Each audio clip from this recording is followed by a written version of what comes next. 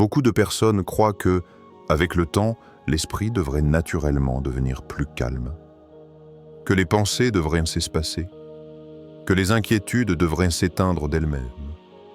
Et pourtant, pour beaucoup, il se produit l'inverse. Lorsque la vie ralentit, l'esprit semble s'activer davantage. Les pensées reviennent, parfois anciennes, parfois insistantes. Des souvenirs refont surface. Des questions longtemps repoussées se présentent sans prévenir. Le bouddhisme nous invite à regarder ce phénomène autrement, non comme un dysfonctionnement, mais comme une étape naturelle de la conscience. Dans cette tradition millénaire, l'esprit bruyant n'est pas forcément un esprit perdu. Il peut être un esprit qui n'est plus distrait, un esprit qui n'est plus absorbé par le mouvement extérieur et qui commence enfin à rencontrer son monde intérieur. Ce que nous appelons souvent « trop penser » est parfois simplement le résultat d'une vie entière vécue en retenue. Des émotions traversées rapidement, des douleurs mises de côté, des vérités intérieures jamais regardées pleinement. Lorsque les rôles s'allègent et que le silence apparaît, l'esprit n'a plus besoin de fuir. Il se tourne vers ce qui attendait depuis longtemps d'être reconnu. Le bouddhisme n'enseigne pas à faire taire l'esprit.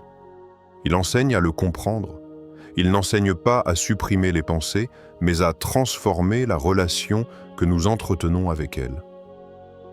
À travers les enseignements que nous allons explorer ensemble, tu découvriras pourquoi l'esprit devient parfois plus actif avec l'âge, comment les pensées sont liées au cœur, et de quelle manière l'acceptation, la confiance et la présence ouvrent un chemin vers une paix plus profonde et plus stable.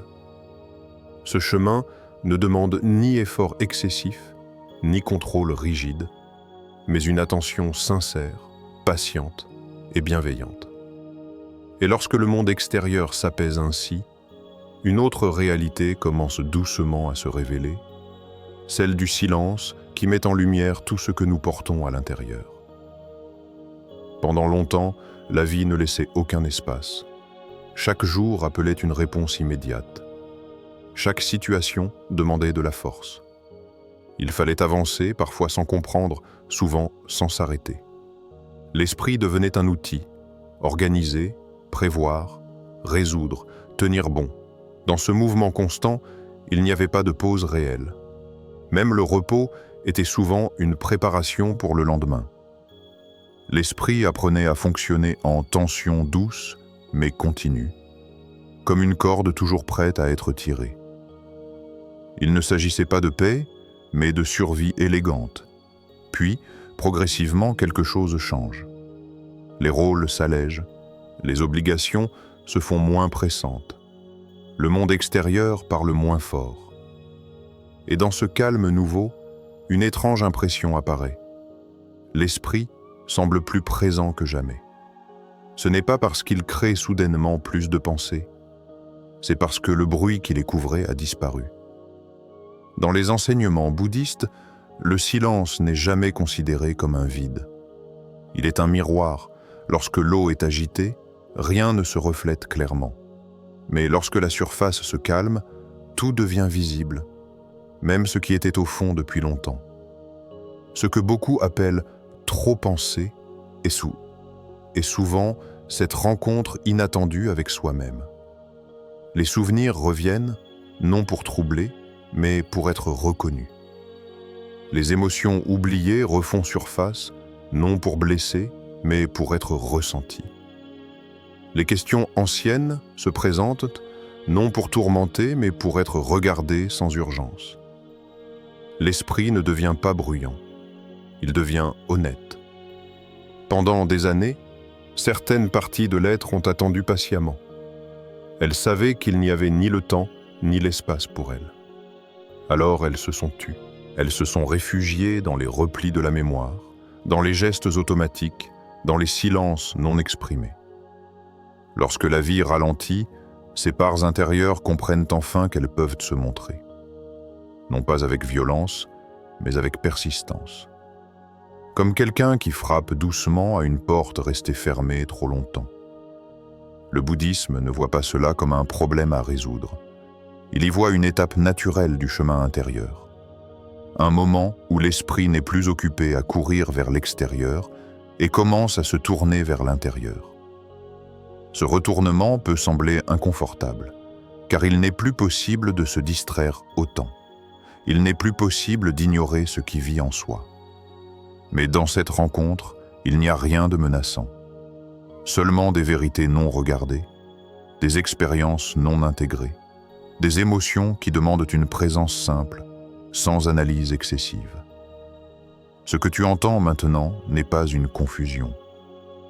C'est une invitation silencieuse à t'asseoir avec toi-même, à écouter sans corriger, à observer sans juger. Dans cette écoute, quelque chose commence déjà à se transformer. Non pas parce que l'on force le calme, mais parce que l'on cesse de fuir ce qui demande à être vu. Le silence extérieur n'est pas la fin du chemin. Il est le seuil. Mais ce que le silence révèle ne se limite pas aux pensées. Il nous invite aussi à écouter plus profondément ce qui, en nous, n'a jamais eu la place de s'exprimer. Dans la sagesse bouddhiste, il n'existe pas de frontière réelle entre l'esprit et le cœur. Ils ne fonctionnent pas comme deux espaces séparés, mais comme deux mouvements d'une même énergie intérieure. Quand le cœur est paisible, l'esprit se repose. Quand le cœur est ignoré, l'esprit s'agite pour compenser. Beaucoup de pensées excessives ne viennent pas d'un excès de logique, mais d'un manque d'écoute émotionnelle. Il existe des douleurs qui n'ont jamais trouvé de mots, des moments où il fallait continuer à avancer alors que quelque chose à l'intérieur voulait s'arrêter.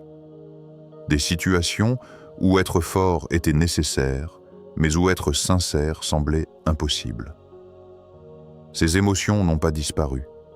Elles n'ont fait que changer de forme.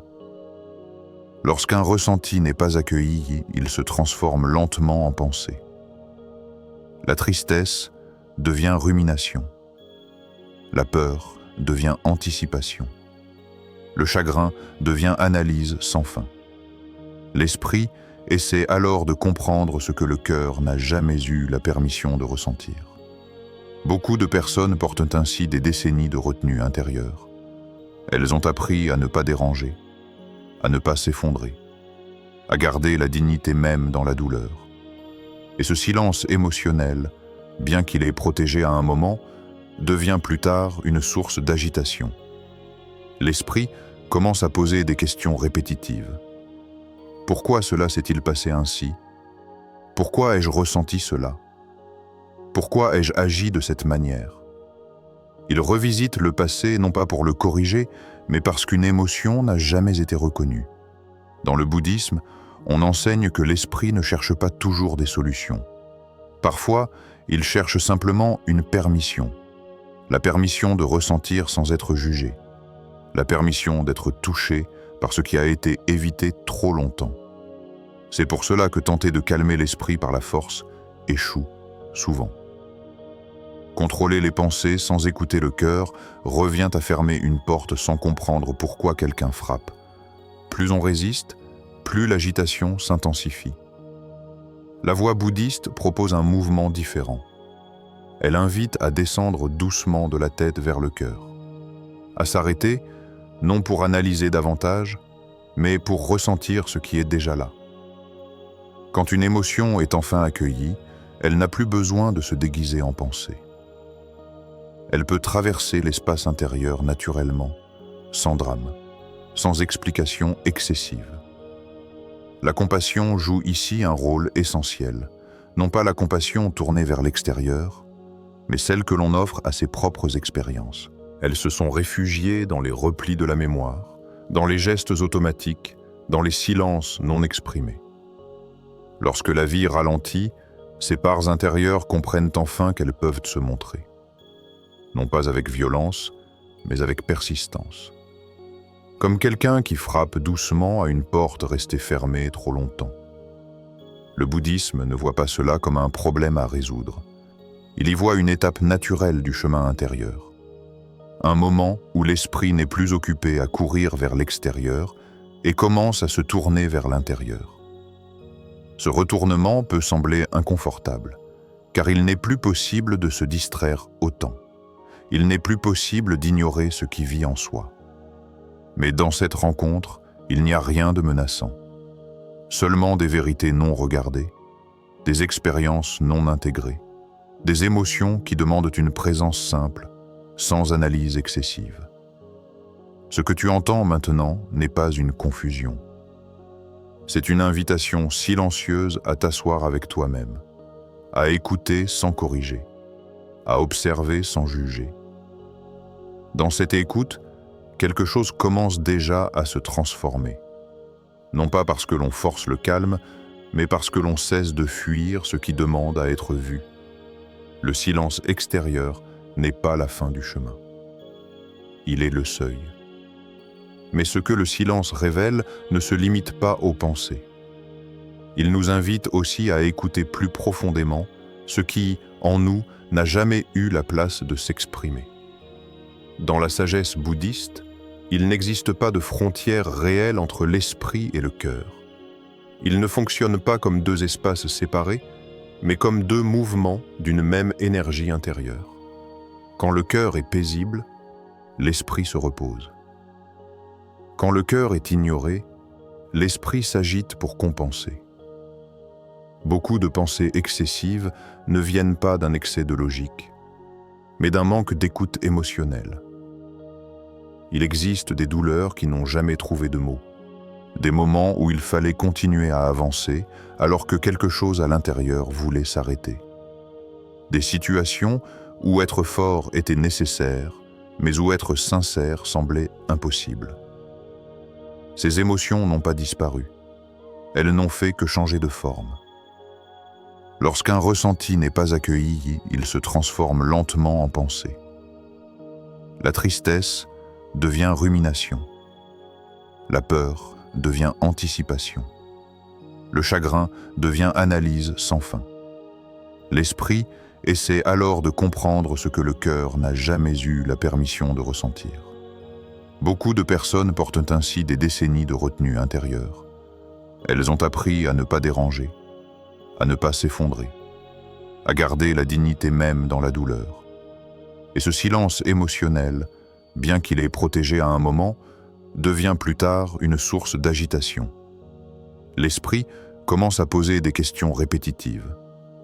Pourquoi cela s'est-il passé ainsi? Pourquoi ai-je ressenti cela? Pourquoi ai-je agi de cette manière? Il revisite le passé non pas pour le corriger, mais parce qu'une émotion n'a jamais été reconnue. Dans le bouddhisme, on enseigne que l'esprit ne cherche pas toujours des solutions. Parfois, il cherche simplement une permission. La permission de ressentir sans être jugé. La permission d'être touché par ce qui a été évité trop longtemps. C'est pour cela que tenter de calmer l'esprit par la force échoue souvent. Contrôler les pensées sans écouter le cœur revient à fermer une porte sans comprendre pourquoi quelqu'un frappe. Plus on résiste, plus l'agitation s'intensifie. La voie bouddhiste propose un mouvement différent. Elle invite à descendre doucement de la tête vers le cœur, à s'arrêter, non pour analyser davantage, mais pour ressentir ce qui est déjà là. Quand une émotion est enfin accueillie, elle n'a plus besoin de se déguiser en pensée. Elle peut traverser l'espace intérieur naturellement, sans drame, sans explication excessive. La compassion joue ici un rôle essentiel, non pas la compassion tournée vers l'extérieur, mais celle que l'on offre à ses propres expériences. Observer une douleur sans chercher à la réparer immédiatement. Reconnaître une tristesse sans lui demander de disparaître. Autoriser une fragilité sans la qualifier de faiblesse. À mesure que le cœur se sent entendu, l'esprit se relâche. Les pensées perdent leur urgence. Elles cessent de tourner autour du même point invisible. L'apaisement ne vient pas d'une réponse parfaite, mais d'une présence sincère. Quand le cœur reçoit enfin ce qu'il attendait depuis longtemps, l'écoute, la douceur, le respect, l'esprit n'a plus besoin de parler aussi fort pour être entendu. Et lorsque le cœur commence enfin à être entendu, Une autre compréhension émerge naturellement. Ce ne sont peut-être pas les pensées elles-mêmes qui troublent l'esprit. Dans l'enseignement bouddhiste, les pensées ne sont jamais considérées comme des intruses. Elles ne sont ni des erreurs, ni des défauts du mental. Elles apparaissent de la même manière que le souffle se lève ou que le cœur bat, naturellement, spontanément, sans demander la permission. L'esprit produit des pensées comme le ciel laisse passer les nuages. Certaines sont légères, d'autres plus lourdes. Certaines traversent rapidement, d'autres semblent s'attarder. Mais aucune n'est là pour définir qui tu es. La difficulté commence au moment où l'on confond la pensée avec l'identité. Lorsqu'une inquiétude devient « je suis inquiet », lorsqu'un souvenir devient « c'est moi », lorsqu'une idée devient une vérité absolue à laquelle il faudrait obéir. Avec les années, l'esprit a été entraîné à anticiper le danger, à prévoir l'avenir, à éviter la douleur. Cette vigilance n'était pas une erreur. Elle a souvent permis de protéger, de maintenir l'équilibre, de traverser des périodes complexes. Mais ce qui était utile dans le passé peut devenir pesant dans le présent. L'esprit continue de fonctionner selon d'anciens schémas, même lorsque les conditions ont changé. Il analyse encore, non par nécessité, mais par habitude. Dans le bouddhisme, la pratique ne consiste pas à faire taire les pensées. Elle consiste à changer la relation que l'on entretient avec elles. Il ne s'agit pas de les chasser, mais de cesser de leur donner le rôle principal. Observer une pensée, c'est reconnaître sa présence sans la nourrir, sans la repousser, sans lui demander de partir. Lorsque l'observation remplace la réaction, un espace apparaît. Un espace subtil mais réel entre la pensée et celui qui l'observe. Dans cet espace, la pensée perd son pouvoir d'emprise. Elle devient un événement passager, pas une directive. Une suggestion, pas une obligation. Le combat intérieur épuise l'esprit. Plus on tente de contrôler les pensées, plus elles résistent. Plus on exige le silence, plus le bruit s'intensifie. L'observation, au contraire, est douce. Elle ne force rien. Elle permet aux pensées de suivre leur propre mouvement naturel. Une pensée observée sans jugement commence souvent à se dissoudre d'elle-même. Non parce qu'on l'a repoussée, mais parce qu'on a cessé de s'y accrocher. Cette posture intérieure transforme profondément l'expérience mentale. L'esprit n'est plus un champ de bataille. Il devient un espace de passage. Peu à peu, une compréhension s'installe. Les pensées vont et viennent. Elles apparaissent, changent, disparaissent. Et au cœur de ce mouvement, quelque chose demeure immobile. Une présence silencieuse, stable, attentive. Dans le bouddhisme, cette présence est essentielle. Elle n'est pas affectée par le contenu des pensées. Elle les remarque sans s'y perdre.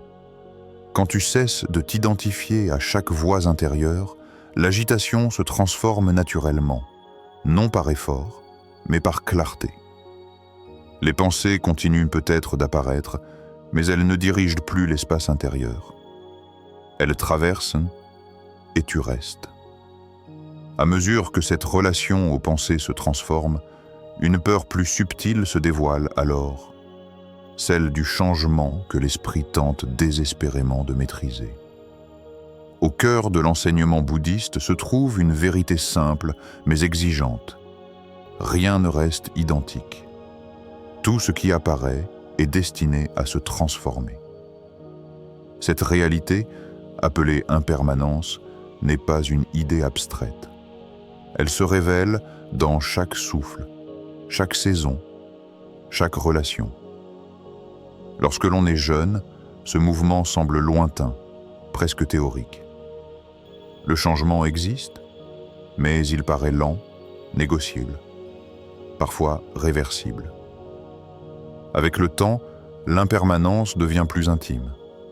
Elle se manifeste dans le corps, dans l'énergie, dans les départs, dans les silences. Elle se montre sans demander la permission. Face à cette évidence, l'esprit réagit souvent par la peur. Et la peur cherche instinctivement le contrôle. Alors l'esprit pense davantage. Il anticipe. Il imagine des scénarios. Il essaie de se préparer à toutes les pertes possibles. Mais penser ne ralentit pas le changement. Penser ne protège pas du passage du temps. Penser ne garantit aucune sécurité durable. L'agitation mentale naît souvent de cette tentative impossible, figer ce qui, par nature, est mouvant. Le bouddhisme n'enseigne pas à nier cette peur. Il ne demande pas de devenir indifférent. Il invite plutôt à regarder la peur avec lucidité. La peur du changement n'est pas une faiblesse. Elle est le signe d'un attachement profond à ce qui a été connu, à ce qui a donné un sentiment de stabilité, d'identité, de continuité. Lorsque l'esprit refuse l'impermanence, il se crispe. Il revisite le passé pour tenter de le maintenir vivant. Il projette l'avenir pour tenter de le maîtriser. Et dans ce va-et-vient constant, le présent est abandonné. Or, dans la vision bouddhiste, le présent n'est pas un simple instant, il est l'unique espace réel de l'expérience.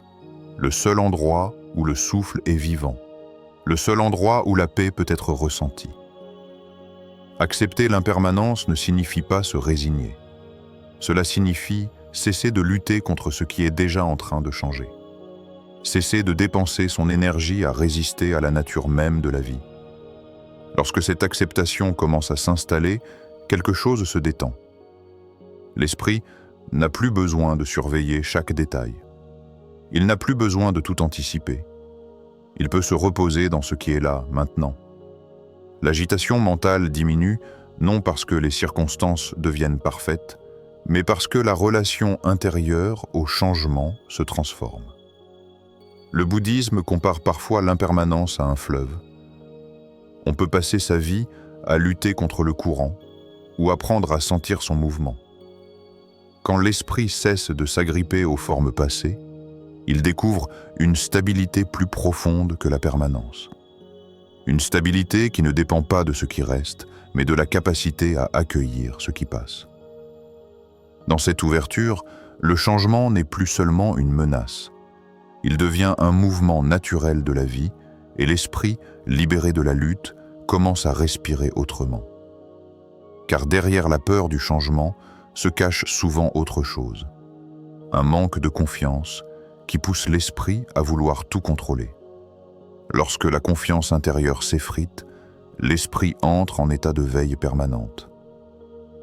Il observe, compare, calcule. Il cherche des signes de danger, même dans des moments ordinaires. Ce n'est pas par pessimisme, mais par fatigue accumulée. Après avoir traversé des pertes, des déceptions, des changements inattendus, quelque chose en soi apprend à se méfier. Non pas consciemment, mais profondément. La vie n'apparaît plus comme un espace sûr, mais comme un terrain imprévisible. Alors l'esprit tente de compenser. Il pense davantage. Il anticipe chaque scénario possible. Il croit qu'en restant mentalement actif, il protégera le cœur de nouvelles blessures. Mais ce contrôle constant a un prix. Il épuise l'énergie intérieure. Il coupe du repos naturel. Il crée une tension subtile qui ne se relâche jamais complètement. Dans la sagesse bouddhiste, cette agitation n'est pas vue comme une faute. Elle est comprise comme un appel à la confiance. Non pas une confiance naïve, mais une confiance née de l'expérience vécue. Regarde ton propre chemin. Il est fait de moments que tu pensais insurmontables, de périodes où tu ne savais pas comment avancer et où pourtant un pas s'est présenté. Tu n'as pas traversé la vie parce que tu avais toutes les réponses. Tu l'as traversée parce qu'une intelligence plus profonde que la pensée t'a soutenu, une capacité d'adaptation, une sagesse silencieuse. Le bouddhisme rappelle que la confiance ne consiste pas à croire que rien de difficile n'arrivera. Elle consiste à savoir que, quoi qu'il arrive, une présence intérieure saura répondre, même sans plan, même sans certitude. Quand cette confiance commence à se réveiller, l'esprit n'a plus besoin de tout contrôler. Il peut se détendre légèrement. Il peut relâcher son emprise. Penser cesse alors d'être une défense permanente. Les pensées deviennent des outils occasionnels, pas des gardiens anxieux. La vigilance excessive se transforme en attention douce. L'anticipation laisse place à l'écoute. L'esprit découvre qu'il n'est pas seul à porter la vie. La confiance se construit lentement. Un souffle après l'autre. Un moment de présence après l'autre. Elle se nourrit de petites reconnaissances intérieures. Reconnaître ce qui a déjà été traversé. Reconnaître ce qui est encore debout malgré tout. À mesure que cette reconnaissance s'approfondit, quelque chose change subtilement. L'esprit cesse de surveiller chaque instant. Il accepte de ne pas tout comprendre à l'avance. La vie n'est plus seulement quelque chose à gérer. Elle devient quelque chose à rencontrer. Dans cette rencontre, la paix ne dépend plus d'un futur sécurisé, mais de la relation que l'on entretient avec l'instant présent. Et l'esprit, enfin, commence à se reposer dans cette confiance retrouvée. Et lorsque la confiance revient doucement, une dernière résistance apparaît parfois, celle de continuer à lutter contre la réalité telle qu'elle est. Une grande part de la souffrance humaine ne vient pas des événements eux-mêmes, mais de la résistance silencieuse qui les accompagne. Une phrase simple, presque invisible, se répète à l'intérieur. Cela ne devrait pas être ainsi. Cette phrase semble anodine, mais elle crée une tension constante. Elle oppose l'esprit à la réalité. Elle transforme chaque situation en conflit intérieur. Le bouddhisme observe que l'esprit souffre moins à cause de ce qui arrive qu'à cause de l'histoire qu'il raconte sur ce qui arrive. Quand l'esprit refuse ce qui est déjà là, il entre dans une lutte qu'il ne peut pas gagner. Cette lutte est épuisante. Elle consomme l'énergie vitale. Elle maintient le corps en vigilance. Elle ferme le cœur sans que l'on s'en rende compte. Résister, ce n'est pas toujours se battre ouvertement. Parfois, c'est simplement souhaiter que les choses soient différentes, que le passé n'ait pas existé, que le corps ne change pas, que certaines émotions ne soient pas présentes. Mais la réalité ne négocie pas.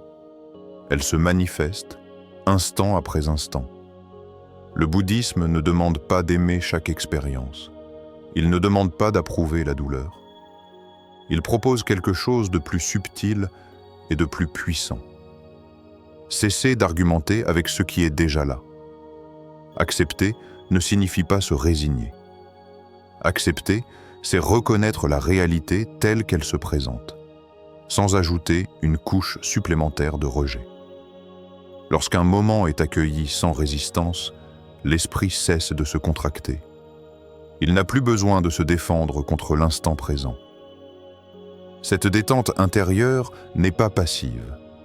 Elle libère une clarté nouvelle, une énergie qui n'est plus prisonnière du combat mental.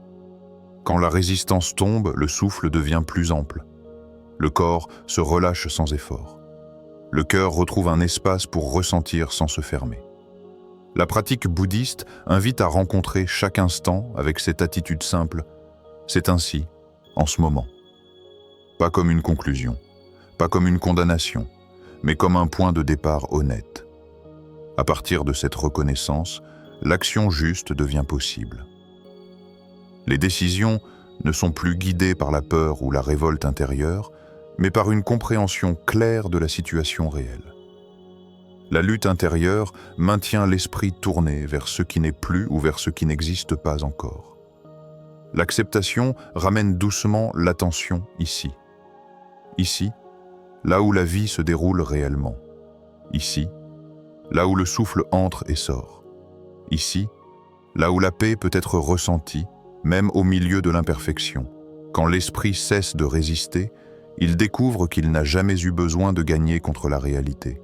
Il avait seulement besoin de l'habiter pleinement. Dans cet espace sans lutte, la clarté ne vient pas comme une récompense, mais comme une conséquence naturelle. Et c'est dans cette présence simple, dépouillée du combat intérieur, que la paix commence à se révéler. C'est précisément dans l'abandon de cette lutte intérieure que s'ouvre le chemin le plus simple et pourtant le plus profond vers la paix.